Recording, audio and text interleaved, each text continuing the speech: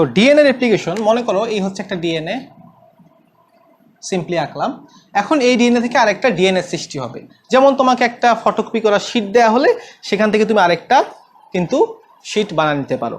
তো এই ডিএনএ থেকে তুমি যদি আরেকটা ডিএনএ তৈরি করো, দেখো এটা কীরকম ভাবে হতে পারে। একটা হতে পারে এরকম যে তোমার যে মেইন শীটটা সেটা আগের মতো থেকে গেল, কোনো রকম চেঞ্জ আসলো না, আর নতুন একটা শীট তৈরি হলো, ফটোকপি শীট, একটু ঝাপসা লেখা টাকা, ঠিক আছে, এরকম।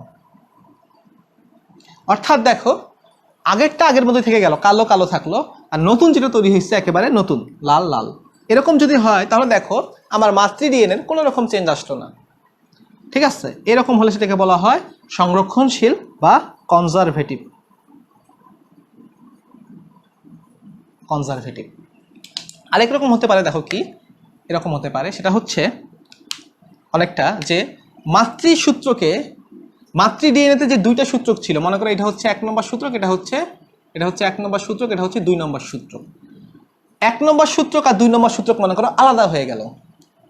এই যে 1 নম্বর সূত্রক চলে আসলো এখানে, 2 নম্বর সূত্রক চলে গেল এখানে, আলাদা হয়ে গেল।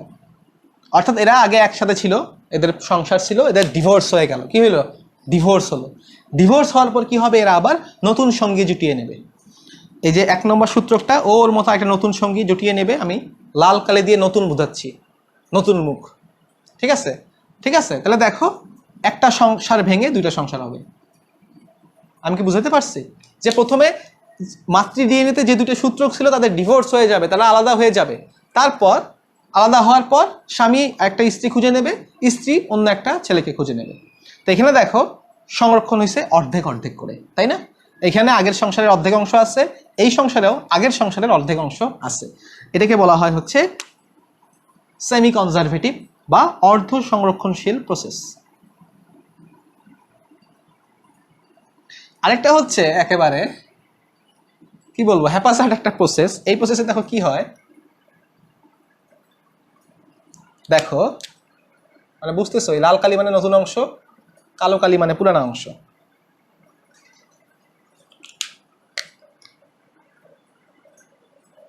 এরকম একটা সৃষ্টি হইলো, মানে নতুন পুরান মিলামিশা।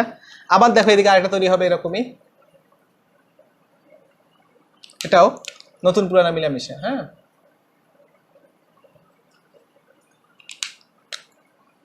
এটা বোঝার চেষ্টা করো আর কি। অর্থাৎ কোনো রকম স্টেশন নাই, এক এক খণ্ড এক এক জায়গা, কোনো খণ্ড নতুন থেকে, কোনো খণ্ড পুরানটা থেকে। এটাকে বলে বিচ্ছুরণশীল বা ডিসপারসিভ মডেল। এখন দেখো এই যে তিনটা মডেল বলা হয়েছে, ব্যাপারটা কিন্তু এমন না যে ডিএনএ কখনো এই মডেল অনুসরণ করে, কখনো এই মডেল, কখনো ওই মডেল, তা কিন্তু না। ডিএনএ একটা মডেলের অনুসরণ করে। এগুলো হচ্ছে অনুকল্প, হাইপোথিসিস। আর তোমরা জানো হাইপোথিসিস তো খুব বাজেভাবে ভুল প্রমাণিত হইতে পারে, এবং অনেক হাইপোথিসিসই ভুল প্রমাণিত হয়েছে, ইভেন থিওরিও তো ভুল প্রমাণিত হয়।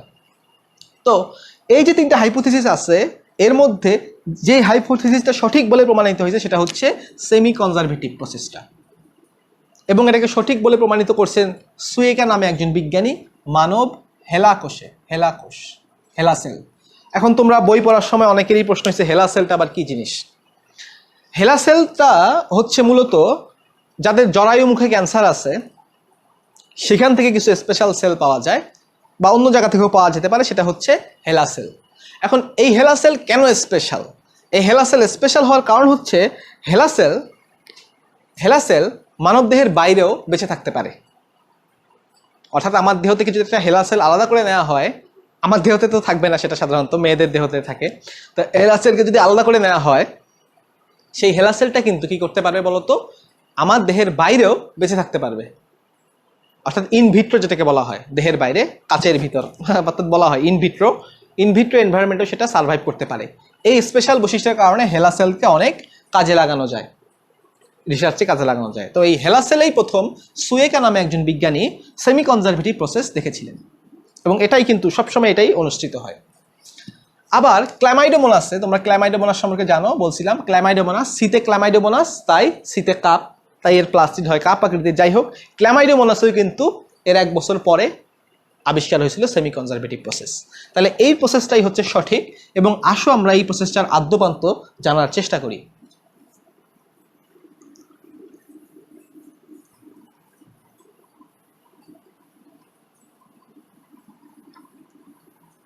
তো দেখো আমি প্রথমে একটা ডিএনএ আঁকি,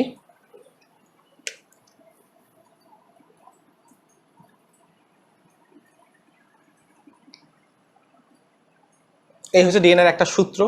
এবার এই ডিএনএতে আরও একটা সূত্রক দিতে হবে। আচ্ছা, প্রথম সূত্রকটা হবে এরকম, প্রথম সূত্রটা হবে 3 প্রান্ত থেকে 3 প্রাইম প্রান্ত থেকে 5 প্রাইম প্রান্ত মনে করো। এবার আসো দ্বিতীয় সূত্রকটা আঁকি আবার, ঠিক আছে? এটা হচ্ছে 2 নম্বরটা, এখানে থাকবে এটার 5 প্রাইম, এদিকে থাকবে হচ্ছে এটার 3 প্রাইম। আমি ডিএনএর একটা খণ্ড এখানে প্রদর্শন করলাম। এখন এই ডিএনএ থেকে যখন আরেকটা ডিএনএ তৈরি হবে, তোমরা সবাই জানো কি হবে, যে ডিএনএর পুরোটা অংশই, প্রায় 100% অংশই রেপ্লিকেটেড হবে, শুধুমাত্র টেলোমিয়ার বাদে, টেলোমিয়ারের কিছু অংশ বাদে। তো কিভাবে আসলে ডিএনএ রেপ্লিকেশনটা হয়? ডিএনএ রেপ্লিকেশনের শুরুতে যেটা হয়, যে এই যে সূত্রক দুটার মধ্যে হাইড্রোজেন বন্ধনগুলো আছে, তাই না? এরকম অনেকগুলো হাইড্রোজেন বন্ধন এখানে আছে। কিন্তু প্রথমে যেটা করতে হয়, এই হাইড্রোজেন বন্ধনগুলো কেটে ফেলতে হয়। কি করতে হয়? হাইড্রোজেন বন্ধনগুলো কেটে ফেলতে হয়। এই কেটে ফেলার জন্য একটা এনজাইম লাগে, সেই এনজাইমটাকে বলা হয় হেলিকেজ, হেলিকেজ এনজাইম। তো আমি এটা এইভাবে মনে রাখাই যে দেখো, হেতে হচ্ছে হাইড্রোজেন, লিতে হচ্ছে লিঙ্কেজ, কেতে হচ্ছে কেটে দেয়া, হেলিকে। তো হেলিকেজ কি করে দেখো, হাইড্রোজেন লিঙ্কেজ কেটে ফেলে, অর্থাৎ এখানে যে হাইড্রোজেন লিঙ্কেজগুলো আছে এগুলো নষ্ট করে ফেলে, কেটে ফেলে। হেলিকেজ হেলিকপ্টারের মতো এসে হেলিকপ্টারকে যদি একটা বনের ভিতর দিয়ে নিয়ে যাওয়া হয়, কি করবে? একেবারে গাছপালা, হ্যাঁ, পাতা পুতা সব কেটে ফেলবে। তো হেলিকেজও কি করে, হে হাইড্রোজেন লিঙ্কেজ কে কেটে ফেলে, কেটে ফেলে। কেটে ফেললে কি হয়? দুইটা সূত্রক আলাদা হয়ে যায়, দুইটা সূত্রক আলাদা হয়ে যায়। তো দেখো তাহলে জিনিসটা কিরকম হবে, অনেকটা স্ট্রেইট হয়ে যাবে। দেখো আমি দেখাই, অনেকটা এরকম হয়ে যাবে।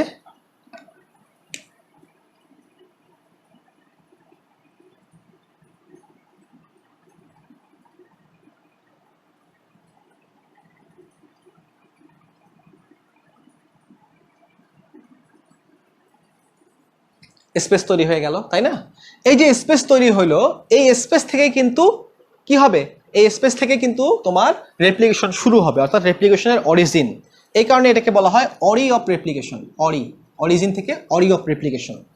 এবং এই অরিজিনটা দেখো, এই দিকে একটা ওয়াই আকৃতির গঠন তৈরি করছে, এই দিকেও একটা ওয়াই আকৃতির স্ট্রাকচার তৈরি করছে, তাই এটাকে বলা হয় রেপ্লিকেশন ফর্ক। ওয়াই আকৃতির, মনে রাখবা, ওয়াই আকৃতির রেপ্লিকেশন ফর্ক তৈরি হয়।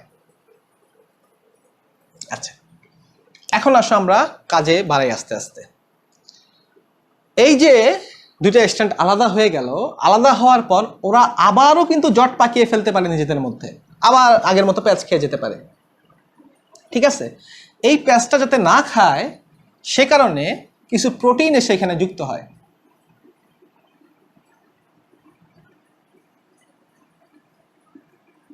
প্রোটিনগুলো নিজেদেরকে বিকর্ষণ করে, ঠিক আছে? এবং সেই প্রোটিনগুলোকে আমরা ডাকি হচ্ছে SSBP, single stranded binding protein.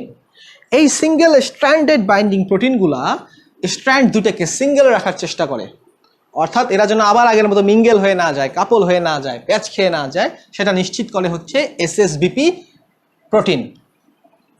Clear? আচ্ছা, এখন এই যে এক জায়গায় প্যাচ খোলা শুরু হয়েছে, আনকয়েলিং শুরু হয়েছে, এক জায়গায় যদি আনকয়েলিং হয়, তাহলে তার সামনে এবং পিছনে ওভার কয়েলিং শুরু হয়। এটা কি তোমরা খেয়াল করছো? মনে করো দুইটা সুতাকে যদি একটার উপরে একটা পেঁচাই, সুতা পেঁচানোর পর দুইটিকে টান টান করে বেঁধে রাখলাম, রাখার পর আমি যদি মাঝখান থেকে প্যাচ খোলার চেষ্টা করি, কি হবে? যে জায়গায় আমি প্যাচ খুলতেছি, অর্থাৎ আমার ওড়িতে, ওড়ির সামনে এবং পিছনে আরো বেশি বেশি করে প্যাচ তৈরি হবে। এই তোমরা কি বুঝছো এটা ব্যাপারটা? একটা দড়ি, মনে করো দুইটা দড়ি পেঁচাইলাম, আমি দুটো তার পেঁচাইলাম, পেঁচানোর পর আমি কি করলাম, তারটা মাঝখান থেকে ফাঁক করার চেষ্টা করলাম, আলাদা করার চেষ্টা করলাম। তাহলে কি হবে? এক জায়গায় আমি প্যাচ কমাই দিছি, তো আমি যেই জায়গায় প্যাচ কমাই দিছি তার সামনে এবং পিছনে কিন্তু বেশি প্যাচ তৈরি হয়ে যাবে, ওভার কয়েলিং হবে, তাই না? এই সিম্পল জিনিসটা তোমরা বুঝো। এখন এই ওভার কয়েলিংকে তো প্রিভেন্ট করতে হবে, এই ওভার কয়েলিং তো হওয়া চলবে না। ওভার কয়েলিং হলে আমাদের ডিএনএ রেপ্লিকেশনে সমস্যা হবে। তাই ওভার কয়েলিংটা যাতে না হয়, সে কারণে এখানে আরেকটা এনজাইম চলে আসে ওভার কয়েলিং প্রিভেন্ট করার জন্য, ঠিক আছে? যাতে দেখো এখানে আমি আনকয়েলিং করতেছি, এখানে যাতে আবার ওভার কয়েলিং না হয়ে যায়, সেই কারণে একটা এনজাইম চলে আসে, এই এনজাইমটাকে বলা হয় গাইরেজ এনজাইম।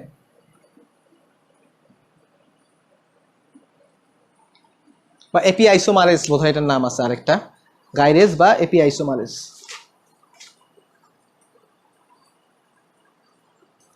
ঠিক আছে, তো এই এনজাইমগুলো কিন্তু কি করে বলতো, বেশি প্যাচ সৃষ্টি হওয়া প্রিভেন্ট করে।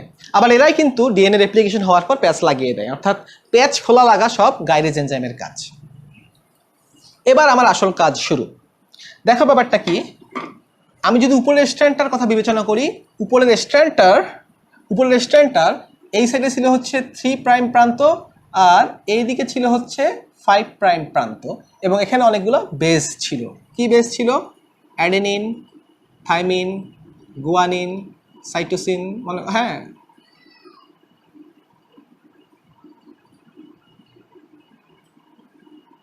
আবার এদের অপোজিটে, টি এর অপোজিটে ছিল, বুঝতেছই তোমরা, ভালো মতো আঁকি।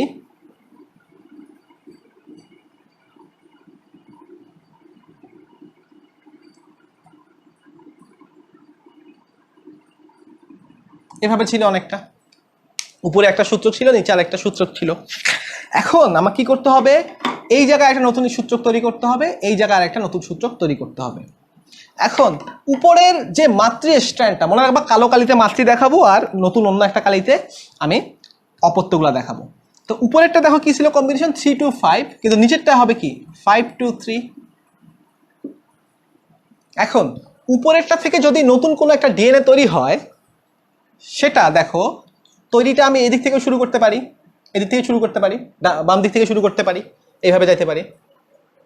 আবার আমি চাইলে ডান দিক থেকেও শুরু করতে পারি, পারি না?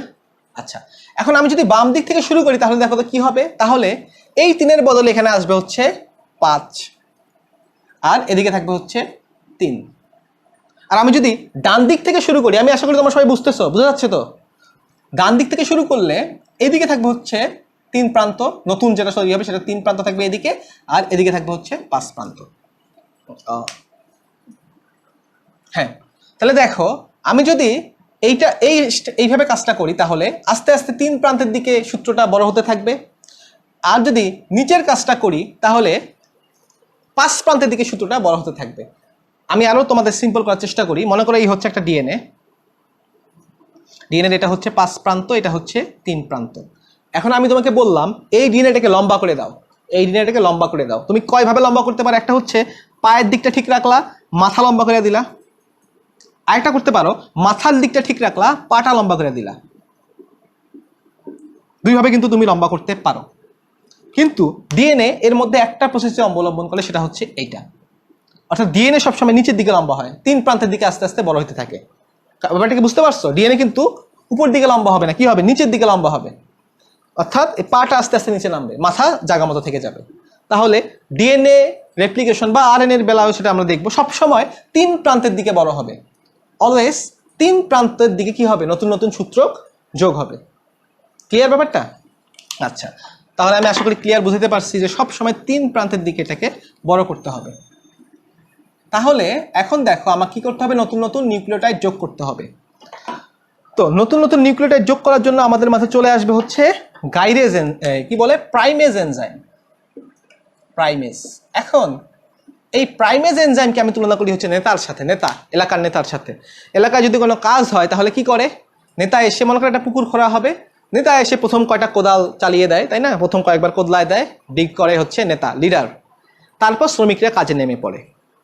এখানেও যেটা হবে, এই যে আমরা অনেক বড় একটা ডিএনএ তৈরি করতে হবে নতুন করে, সেই তৈরির প্রথমে যেটা হবে সেটা হচ্ছে আমাদের নেতা এসে প্রথমে কিছু নিউক্লিওটাইড যোগ করবে। তো নেতা কি করবে দেখো, এ যেখানে আছে আমরা জানি আমি তুমি, তাই না? আমি তুমি, গরু, ছাগল। ডিএনএতে থাইমিন থাকে, কিন্তু আরএনএ যদি হয় তাহলে কি হবে? ইউ থাকবে। এখন নেতার কাজ তো শ্রমিক মানে মাটি কোদালো না, নর্মালি নেতার তো কাজে ভুল হবে। তাহলে তো করা উচিত কি ছিল, এর বদলে টিকে যুক্ত করা উচিত ছিল, ডিএনএ যেহেতু এটা। কিন্তু নেতা কি করবে, এর বদলে ইউকে যুক্ত করবে। একটা ভুল করে ফেলে নেতা, ঠিক আছে? টি এর বদলে একে যুক্ত করবে, ঠিক আছে? সি, জি, সি টি এ, যেখানেই তোমার এ আসবে সে এর বদলে যুক্ত করবে হচ্ছে ইউ, টি এর বদলে ইউ যুক্ত করবে। এরকম মনে করো 6-7টা কোদলানোর পর নেতা চলে গেল, নিজের কাজে চলে গেল। নেতা চলে যাওয়ার পর আমাদের শ্রমিকরা কাজ শুরু করবে। কারা কাজ শুরু করবে? শ্রমিক। এখন শ্রমিকও কিন্তু আছে দুই রকম, একটা হচ্ছে DNA polymerase type 3, DNA polymerase type 3, তৃতীয় শ্রেণীর শ্রমিক। তৃতীয় শ্রেণীর শ্রমিক এসে কি করবে? নিউক্লিওটাইড যোগ করা শুরু করবে। তাহলে কি হবে দেখো তো, সি এর বদলে লাগাবে জি, জি এর বদলে লাগাবে সি, সি এর বদলে জি, টি। বুঝতেছো তো? ওর কাজটা কিন্তু ঠিকঠাক মতোই হবে। ক্লিয়ার? আচ্ছা, আবার নিচে যে সূত্রকটা আছে সেটা দেখো কি হবে, নিচের সূত্রকটাও তৈরি হওয়া শুরু হবে। সি এর বদলে মনে করো লাগবে হচ্ছে জি, সি, জি, টি, এ, এরকম। এখন নিচের সূত্রকের ব্যাপারটা কি হয় দেখো, নিচের সূত্রটা যখন তৈরি হয় দেখো, প্রথমে ডিএনএ পলিমারেজ এসে এইভাবে তৈরি করে দিয়ে গেল, দিয়ে তৈরি করে দেখবে যে এদিকে আর আগানো যাচ্ছে না, বুঝতে হবে আমার কাজ শেষ। তখন সে কি করে, আবার দেখে আমি মাঝখান থেকে কাজ শুরু করছি। কি করে? ডিএনএ পলিমারেজ 3 যে নিচে যে সূত্রটা থাকে সেটার মাঝখান থেকে কাজ শুরু করে। তো এই পর্যন্ত কাজ শেষ করে সে আবার ফিরে যায় কোথায় দেখো, এখান থেকে আবার এই জায়গায় ফিরে আসে, টি এর কাছে ফিরে এসে টি এর বিপরীতে যুক্ত করে হচ্ছে এ, এর বিপরীতে যুক্ত সি, জি, সি, এ, টি। অর্থাৎ দেখো প্রথমে এইটুকু অংশ তৈরি করছে, একটা খণ্ড তৈরি করার কাজে স্টপ করছে, করে আবার ঘুরে গিয়ে আরেকটা খণ্ড তৈরি করছে।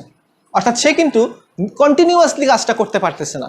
কিন্তু আমার উপরে যে নতুন একটা খণ্ড তৈরি হচ্ছে, এই খণ্ডটা দেখো কি হবে, কন্টিনিউয়াসলি কাজ আগায় নিবে, পেজ খুলতে থাকবে একটু একটু করে, আরও কাজ আগায় নিবে। কিন্তু নিচে যেটা আছে, নিচে যে সূত্রটা তৈরি হচ্ছে ওই সূত্রটা এই যে একটু খণ্ড তৈরি হলো, হওয়ার পর দেখে বন্ধ, আবার এখানে তৈরি করার পর আবার দেখো এনে এসে দেখবে না কাজ করা শেষ, আবার পিছনে ঘুরে যাবে। বুঝতে পারতেছো তো ব্যাপারটা? অর্থাৎ হ্যাঁ, মনে করো এরকম আছে, এটা হচ্ছে তার এন্ড, এইটুক কাজ করলো, করে আবার ফিরে আসলো এখানে, আবার এইটুক কাজ করলো, আবার ফিরে আসলো এখানে, এইটুক কাজ করলো, আবার ফিরে আসলো এখানে, এইটুক কাজ করলো। তো দেখো এদের কাজটা কিরকম, এদের কাজ কিন্তু অনেকগুলো খণ্ডে খণ্ডে হচ্ছে। এই যে 1 নম্বর খণ্ড, 2 নম্বর খণ্ড, 3 নম্বর খণ্ড, 4 নম্বর খণ্ড, নিরবিচ্ছিন্নভাবে হচ্ছে না, তাই না? এখান থেকে একবার একটু তৈরি করে ফিরে এসে আবার আবার আবার আবার আবার ঘুরে এসে আবার নতুন করে তৈরি করে, খণ্ডে খণ্ডে তৈরি হয়।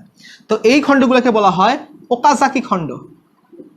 এটা জাপানিজ বিজ্ঞানী ওকাজাকি আবিষ্কার করেছেন যে একদিকে ডিএনএ একটা স্ট্র্যান্ড নিরবিচ্ছিন্নভাবে তৈরি হতে থাকে, আরেকটা স্ট্র্যান্ড খণ্ডে খণ্ডে খণ্ডে খণ্ডে তৈরি হয়। তো যেই স্ট্র্যান্ডটা, যে নিচে যে স্ট্র্যান্ডটা খণ্ডে খণ্ডে তৈরি হচ্ছে, পিছিয়ে আছে, এই স্ট্র্যান্ডটাকে বলা হয় ল্যাগিং স্ট্র্যান্ড। কি বলে? Lagging strand. আর যেটা নিরবিচ্ছিন্নভাবে কন্টিনিউয়াসলি তৈরি হচ্ছে সেটাকে বলা হয় লিডিং স্ট্র্যান্ড। কি বলে? Leading strand. ক্লিয়ার ব্যাপারটা? আচ্ছা, ক্লিয়ার যে একটা স্ট্র্যান্ড নিরবিচ্ছিন্নভাবে তৈরি হবে সেটা লিডিং, আর একটা খণ্ডে খণ্ডে তৈরি হবে সেটাকে বলা হয় ল্যাগিং, এবং খণ্ডগুলোর নাম হচ্ছে ওকাজাকি। যেমন এখানে আমরা 4টা ওকাজাকি দেখতে পারতেছি। আচ্ছা, এখন ডিএনএ পলিমারেজ যে কাজটা করে, সে 3 প্রান্তের দিকে আস্তে আস্তে বড় হয়, আর সে যদি কোনো কাজে ভুল করে সেই ভুলটা আবার 5 প্রান্তের দিকে সংশোধন করে, যেটাকে বলা হয় প্রুফ রিডিং। মানে হচ্ছে যদি একটা ভুল করে ফেলে, জাস্ট ঘুরে আবার ভুলটা সংশোধন করে। দেখো ব্যাপারটা, মনে করো এই কাজ করতেছে করতেছে করতেছে করতেছে, এখানে একটা ভুল করে ফেললো, ভুল করার পরে কি হবে, ভুলটা আবার সংশোধন করে ফেলবে। মানে দেখো এই মনে করো হচ্ছে 5 প্রান্ত, এইদিকে হচ্ছে 3 প্রান্ত, সে কাজ করে এইদিকে, কিন্তু ভুল সংশোধনের সময় কিন্তু সে কি পিছন দিকে ঘুরে তাকায়। তাহলে দেখো সূত্র তৈরি করতেছে 3 প্রান্তের দিকে, কিন্তু ভুল হইলে ভুলটা কারেকশন করে 5 প্রান্তের দিকে, 5 প্রাইমের দিকে। তাহলে প্রুফ রিডিং মানে কি বুঝোই তো, কোনো ভুল থাকলে লেখালেখির সময় সংশোধন করে নেয়। তো ডিএনএ পলিমারেজগুলো প্রুফ রিডিং করে 5 প্রান্তের দিকে, কিন্তু স্ট্র্যান্ডকে লম্বা করে 3 প্রান্তের দিকে। ক্লিয়ার? সবাই বুঝছো তো?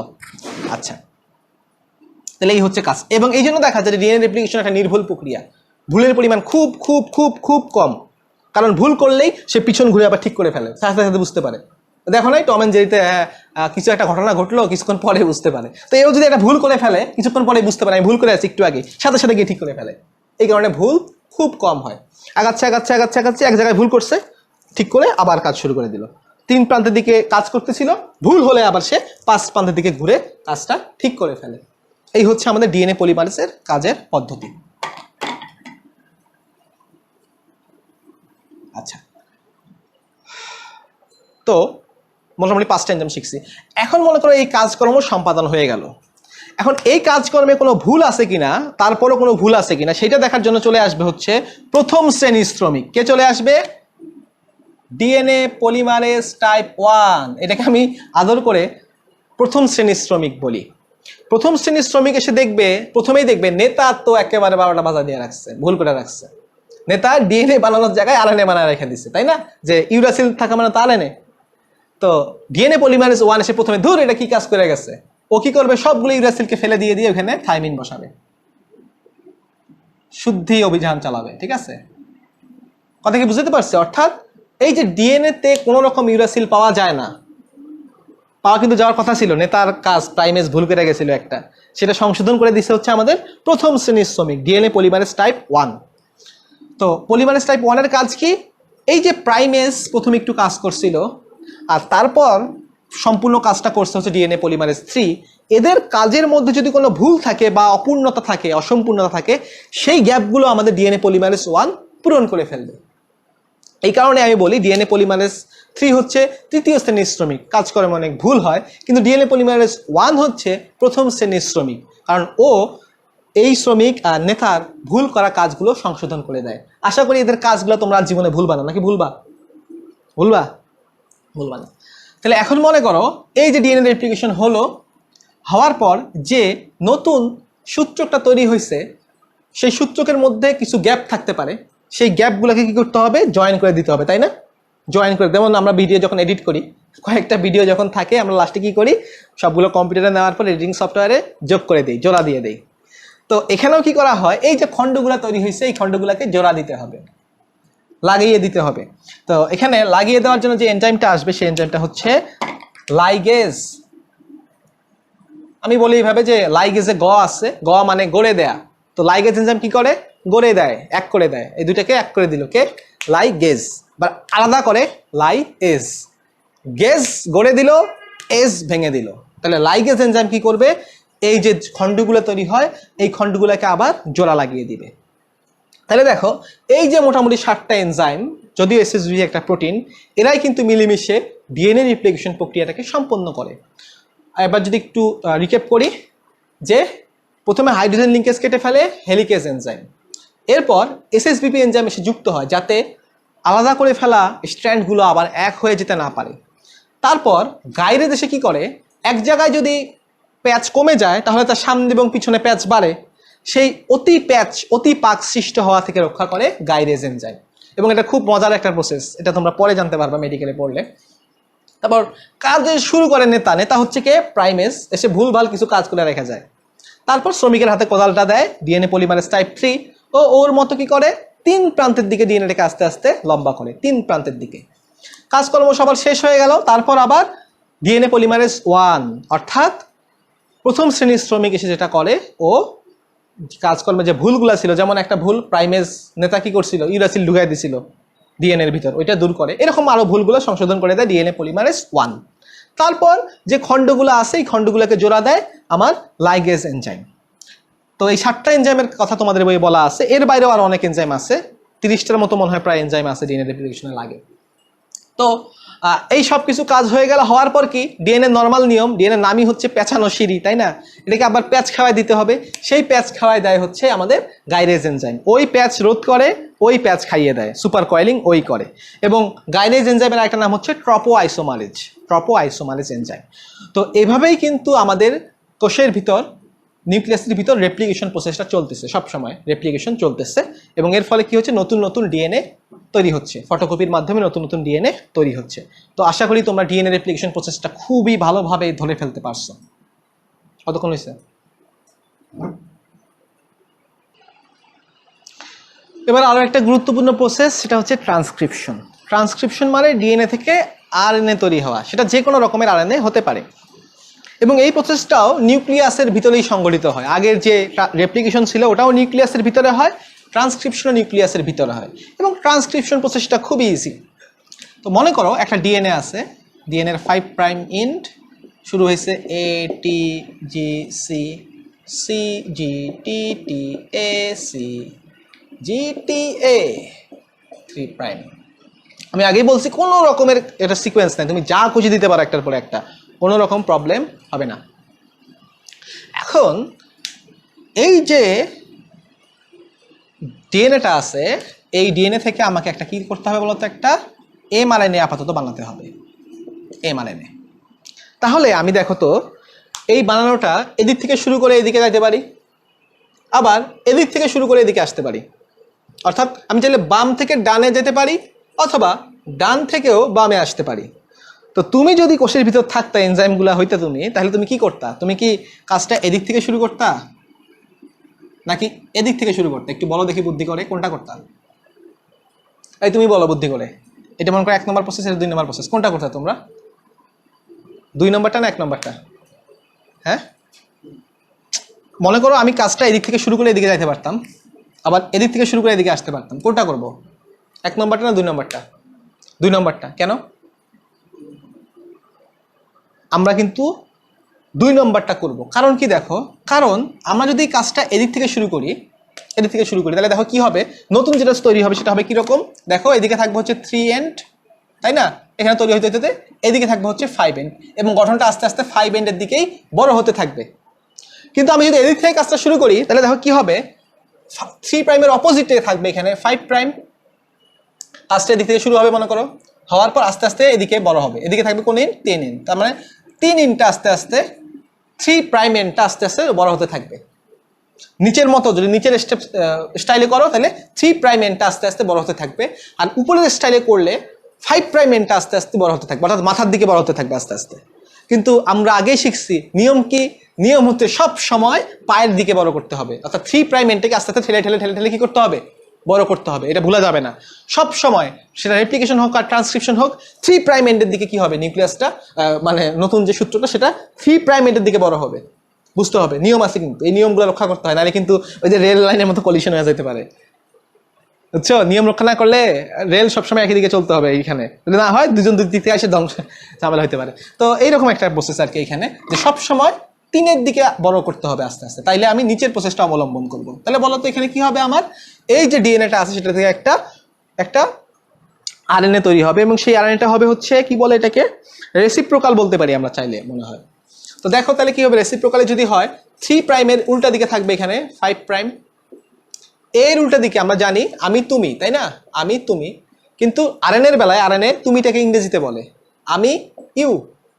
তো ইউকে আমরা সংক্ষেপে এইভাবে ইউ লিখতে পারি, অর্থাৎ আরএনএ যেহেতু তাই এর বিপরীতে থাকবে ইউ, টি এর বিপরীতে এ, জি এর বিপরীতে সি। এগুলো আমরা জানি যে আমি গরু ছাগল, তাই না? তাহলে ছাগল গরু, আমি ইউ, তুমি আমি, তুমি আমি, গরু ছাগল, ছাগল গরু, ছাগল গরু, গরু ছাগল, টি তুমি আমি, আর আমি থাকলে ইউ হবে সেখানে, তাই না? ও একটি ইংরেজিতে বলে, ওই যে আমরা ইট করে গো করব, গো করে প্লে করব, অনেক ইংলিশ বলে না, ওই রকম আর কি অনেকটা। আমিটা বলতেছে বাংলায়, তুমিটা বলতেছে ইংরেজিতে। তাহলে এইভাবে কিন্তু কি হবে, আস্তে আস্তে নতুন একটা এমআরএনএ তৈরি হবে, এবং যেখানে 5 প্রাইম এন্ড ছিল সেখানে থাকবে এখানে 3 প্রাইম এন্ড।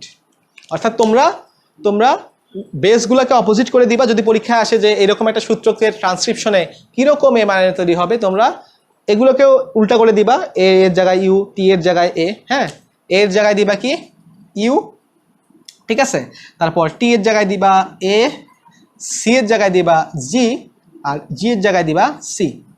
এইভাবে তোমরা ট্রান্সক্রিপশনটা করবা, এবং ভুলে যাবা না যে 3 প্রাইমের জায়গায় দিতে হবে 5 প্রাইম, আর 5 প্রাইমের জায়গায় দিতে হবে 3 প্রাইম অপোজিটে। ক্লিয়ার? তাহলে এভাবেই কিন্তু কি হয়, একটা ডিএনএ থেকে আরেকটা আরএনএ তৈরি হয়, এবং এই প্রসেসটাও কিন্তু নিউক্লিয়াসের ভিতরেই হচ্ছে। আরে দেখো, এই যে নিউক্লিয়াসের ভিতরে যে ডিএনএটা ছিল, সেই ডিএনএর ভিতর যে কোডটা লেখা ছিল, সেই কোডটা এখন কিসে পরিণত হয়েছে, এমআরএনএতে পরিণত হয়েছে। এই মনে করে নিউক্লিয়াস, এই এমআরএনএতে পরিণত হওয়ার পর কি হবে, এই এমআরএনএটা নিউক্লিয়াস থেকে বের হয়ে সাইটোপ্লাজমের রাইবোজোমের কাছে চলে যাবে। অর্থাৎ দেখো নিউক্লিয়াসের ভিতরে ডিএনএ কিভাবে আছে, কি ঘটনা আছে, সেই ঘটনাগুলো কপি করে নিয়ে ও তথ্যগুলো রাইবোজোমের কাছে দিয়ে দিচ্ছে। অর্থাৎ কি, ও নিউক্লিয়াস এবং রাইবোজোমের মধ্যে খবর লেনদেন করছে, বার্তা লেনদেন করতেছে। এই কারণে ওকে বলা হয় মেসেঞ্জার বা বার্তাবাহক, এবং এ কারণে নাম কিন্তু হচ্ছে mRNA, Messenger RNA, Messenger RNA. এখন এই মেসেঞ্জার আরএনএ রাইবোজোমে যাওয়ার পর যেই প্রসেসটা শুরু হয় সেই প্রসেসটাকে আমরা বলি হচ্ছে ট্রান্সলেশন। সেই প্রসেসটাকে আমরা বলি ট্রান্সলেশন। ক্লিয়ার? এখন যেই এমআরএনএটা নিউক্লিয়াসে তৈরি হয়, এই এমআরএনএটাকে বলা হয় অ্যাকচুয়ালি প্রি এমআরএনএ। কি বলে?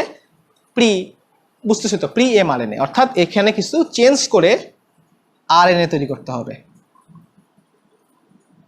এমআরএনএ তৈরি করতে হবে। আমি কি বুঝতে পারছি? এখানে কিছু চেঞ্জ আনতে হবে। তো এই চেঞ্জগুলোকে আমি নর্মালি একটা ব্রড ক্যাটাগরি আন্ডারে আনতে পারি মডিফিকেশন।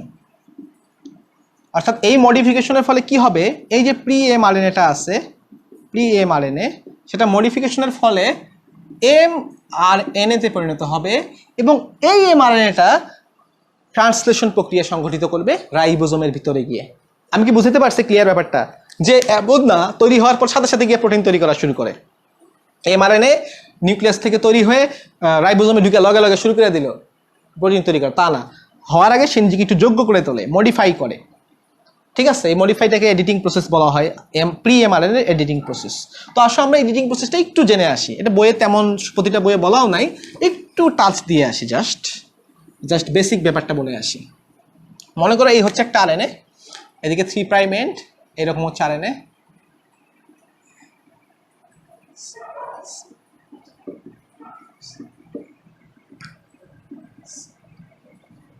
এই হচ্ছে 5' এন্ড। এইটা হচ্ছে একটা প্রি এমআরএনএ। এই প্রি এমআরএনএকে যদি আমরা আরএনএতে পরিণত করতে চাই, এমআরএনএতে পরিণত করতে চাই, তাহলে যেটা করতে হবে 5' এন্ডে অর্থাৎ এর মাথায় একটা ক্যাপ পরিয়ে দিতে হবে। কি পরিয়ে দিতে হবে? ক্যাপ পরিয়ে দিতে হবে। এই মনে করো এখানে আমি একটা ক্যাপ পরিয়ে দেব। এই মনে করো হচ্ছে ক্যাপ, লম্বা একটা ক্যাপ, দেখছো না? ক্যাপ দেখছো এরকম লম্বা ক্যাপ। এই লম্বা ক্যাপটা কিসের ক্যাপ জানো? গুয়ানিনের ক্যাপ। মজার ব্যাপারটা, তাই না? যে 5' এন্ডে দেখো কি করতে হবে, একটা গুয়ানিন দিয়ে ক্যাপ বানিয়ে সেটা 5' এন্ডে যোগ করে দিতে হবে। এটাকে বলা হয় 5' ক্যাপিং। কি বলে? বুঝছো তো ব্যাপারটা? তোমরা দেখো, আমি আর কিছু বলতে চাচ্ছি না। ঠিক আছে? গুয়ানিন দিয়ে ক্যাপ তৈরি করে প্রি এমআরএনএর মাথায় পরিয়ে দিতে হবে। এটাকে বলা হয় 5' ক্যাপিং। এবং অবশ্যই এখানে যে লিঙ্কেজটা হবে সেটা 9 নম্বর কার্বন দিয়ে হবে, অর্থাৎ 9 নম্বর পয়েন্ট দিয়ে হবে। কারণ কি? কারণ আমরা জানি গুয়ানিন হচ্ছে, আমরা আগের ক্লাসেই পড়ছি, গুয়ানিন হচ্ছে একটি পিউরিন, এবং পিউরিন যেহেতু বড় তাই ও বেশি দেয়, তাই না? 9 নম্বর কার্বনটাকে দিয়ে দেয়। গুয়ানিনের অপোজিটে 3 নম্বর প্রান্তে কি করা হয় দেখো, একটা লেজ বানিয়ে দেওয়া হয়, এবং এই লেজটা তৈরি করে দেওয়া হয় গুয়ানিনের বন্ধু অ্যাডিনিনকে দিয়ে। অ্যাডিনিন।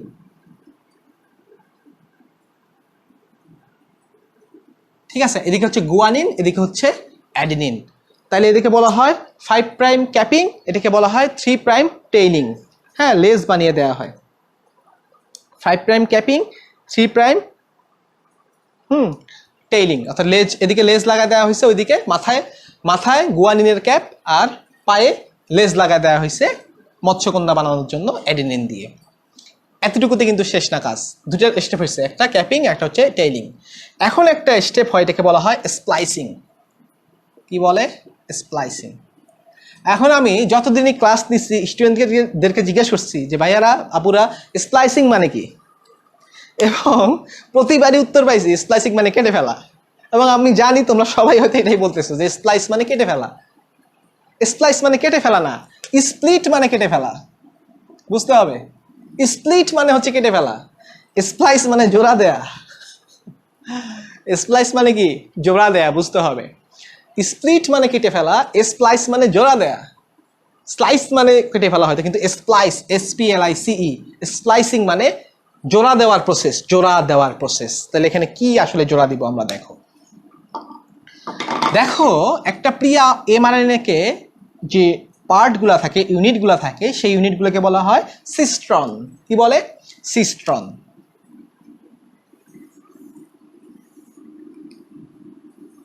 এখন এই সিস্ট্রনকে দুইটা অংশে ভাগ করা যায়, একটা হচ্ছে এক্সট্রন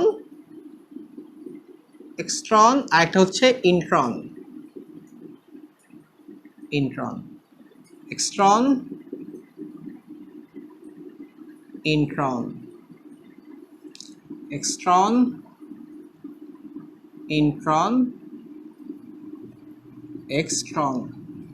এখন দেখো এই যে এক্সট্রন অংশগুলো আছে, এইগুলোই হচ্ছে আমাদের প্রকৃত জিন বা এগুলোই হচ্ছে কার্যকারী জিন।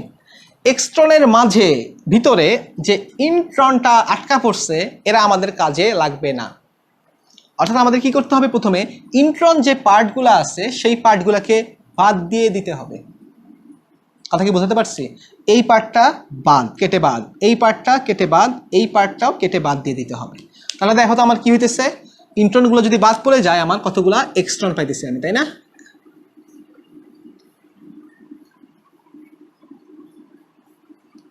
মনে করি এটা হচ্ছে এক্সট্রন 1, এটা হচ্ছে এক্সট্রন 2, এক্সট্রন 3, এক্সট্রন 4। আমি কি করছি, যে আরএনএটা আমার কাছে ছিল এমআরএনএটা, ওখান থেকে যে অকার্যকর অংশ ইন্ট্রন ওগুলোকে বাদ দিয়ে দিছি, কেটে ফেলছি, মনে করো বাদ দিয়ে দিছি। বাদ দেওয়ার ফলে আমার কাছে অবশিষ্ট থাকলো শুধুমাত্র এক্সট্রন। এখন আমি যেটা করব, এই এক্সট্রনগুলোকে জোড়া দিয়ে দেব, কথা বুঝছো তো? অপ্রয়োজনীয় যে অংশগুলো ছিল ওগুলোকে কেটে বাদ দেওয়া হয়েছে, দেওয়ার পর প্রয়োজনীয় যে অংশগুলো ছিল ওগুলোকে আবার জোড়া দেওয়া হয়েছে। এই যে প্রয়োজনীয় অংশ বা এক্সট্রনকে জোড়া দেওয়া হলো, এই জোড়া দেওয়াটাকে বলা হয় স্প্লাইসিং, মানে জোড়া দেয়া। কথা ক্লিয়ার? তাহলে ভাববা না স্প্লাইসিং মানে কেটে ফেলা, স্প্লাইসিং মানে জোড়া দেয়া। স্প্লাইসিং যদি সংজ্ঞা আসে কি বলবা যে এমআরএনএ থেকে ইন্ট্রনগুলোকে কেটে বাদ দিয়ে এক্সট্রনগুলোকে জোড়া দেওয়ার প্রসেসকে স্প্লাইসিং বলা হয়। এই হচ্ছে এমআরএনএর একটা এডিটিং। এই এডিটিং হওয়ার পরে এমআরএনএ চলে যাবে হচ্ছে রাইবোজোমে এবং তার আসল কাজ করতে শুরু করবে।